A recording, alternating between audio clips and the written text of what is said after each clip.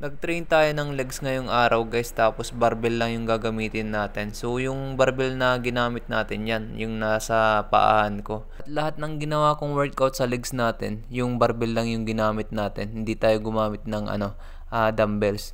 So ang ginawa ko muna dyan guys is squats. Tapos medyo okay na pala yung lower back natin kaya nag-squats na tayo. So bago tayo nagbuhat nito, nag-warm up na tayo niyan, tapos nag-stretching na tayo.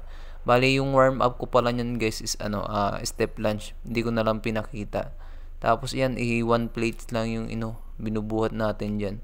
So ito naman 1 set lang yung ginawa ko dito. Tapos 12 repetition.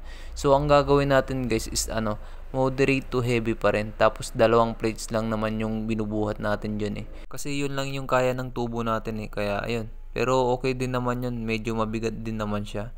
So pagkatapos nga natin nagawa yung 1 set guys, kumuha naman na tayo ng plates, tapos ayan, idadagdag natin para medyo bibigat na.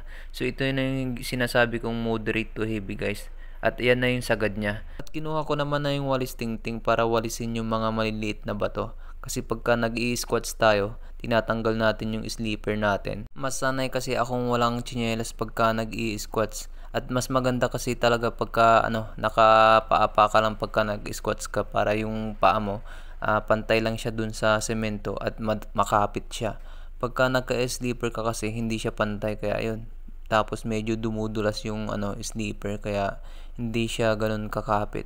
At yun nga, winalisan natin para hindi naman masakit sa paa yung mga batong maliliit. At ang ginawa naman na natin dito guys is 4 sets tapos 9 repetition. At madalas nyo din pala ako makita na nagbubuhat na naka-tsinelas lang or nakapaa. Yan kasi yung nakasanayan ko at komportable ako, lalo na pagka walang tsinelas na nag-i-squats. Pero pagka sa squats lang naman ako nagpapaa. Pero pagka ibang exercise na, syempre nagchichinelas na ako. At komportable akong nakatsinelas lang pag nagbubuhat, lalo na pagka dito lang naman sa bahay namin. At ito naman na yung sinunod natin pagkatapos natin mag-squats guys, sumo deadlift para sa inner tight natin.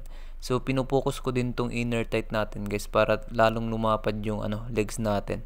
At ang ginawa naman natin dito sa sumo deadlift guys is 4 sets tapos 12 repetition. At lagi nyong bantayan guys yung form nyo, kasi once na mali yung form nyo, pwede kayong ma-injury. Lalo na pagka mabigat yung binubuhat nyo. Lalo na pagka ganitong workout tong sumo deadlift. Kasi minsan may sumo deadlift na nagkakamali tayo sa form. Pag mali ang form mo, pwede kang ma-injury sa lower back. Kaya dapat laging doble ingat. At ito naman na yung sinunod natin guys, yung hamstring natin. So magkaiba yung workout na sumo deadlift tapos yung hamstring.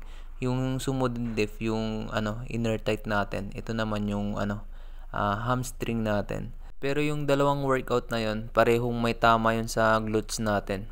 Pero slight lang naman, hindi siya ganun kapokus sa glutes natin. At ang ginawa ko naman dito sa RDL guys is 4 sets din dito. Pero 10 repetition lang yung ginawa natin. At dito pala sa RDL guys, pagka hindi mo pa kabisado to, huwag ka munang bumuhat ng mabigat dito. Kasi medyo delikado din to pagka bumuhat ka ng mabigat. Kaya pagka hindi mo pa kabisado yung mga workout, lalo na pagka yung mga sa form, tapos sa pag-execute, dapat magaan lang yung buhatin mo. Pero pagka okay naman na yung form mo, tsaka pagka-execute mo, ayun, tsaka muna siya dagdagan ng bigat. At ito naman na yung sinunod natin guys, yung calf natin. So dito naman sa calf ko guys, ganyan lang yung ginagawa ko. So ang ginawa ko dito, 4 sets tapos 15 repetition.